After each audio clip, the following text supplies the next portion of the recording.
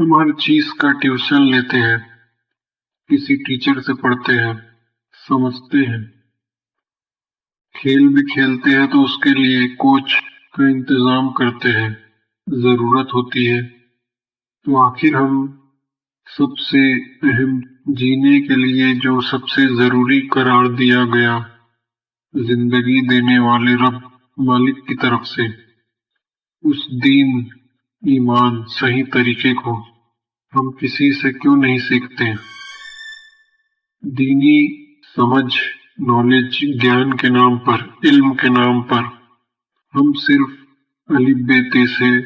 بہت ہوا تو عربی میں قرآن پڑھنا، بہت اونچے اڑے تو گرامر سیکھ لیتے ہیں، لیکن کیا گرامر آنے سے لکھے ہوئے کی اور اس کے پیچھے کے مقصد کی سمجھ ہر کسی کو آ جائے گی؟ اور کیا خود کو بہتر سمجھنے والا سمجھ لینا خود پسندی، گھمنڈ اور گمراہی نہیں ہوگی؟ ہو سکتا ہے کہ اللہ کی طرف سے احسان ہو، لیکن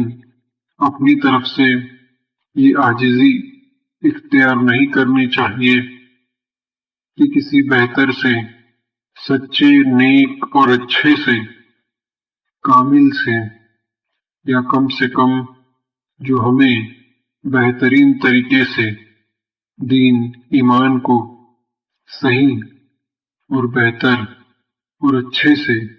آسانی سے سمجھا سکے، ہم اس سے سمجھیں، جس کی بات ہمارے دل دماغ تک اترتی ہو، لیکن وہ بات اللہ کی ہو، دین کی ہو، دین سکھانے سمجھانے کی، نہ کہ اس کے نام پر بہت سارا علم گیان دے کر اور دوسری باتیں سکھا کر کون غلط ہے کون صحیح ہے یہیں تک رہ جانے کی، بلکہ اس سے آگے بڑھ کر کیوں ایسی بات نہ ہو کہ ہم صحیح راستے پر چلنے لگے، ہمیں وہ معلوم بھی چلے اور معلوم چلنے سے زیادہ ہم خود بخود دل سے اس طرف مڑنے لگے، ہمارا دل خود ہمیں صحیح غلط سمجھانے بتانے لگے۔ تو آئیے، اگر آپ ایسا دین ایمان صحیح، بہتر، آسان، اچھے سے سیکھنا چاہتے ہیں، دین کا مطلب، مقصد، اللہ کی بات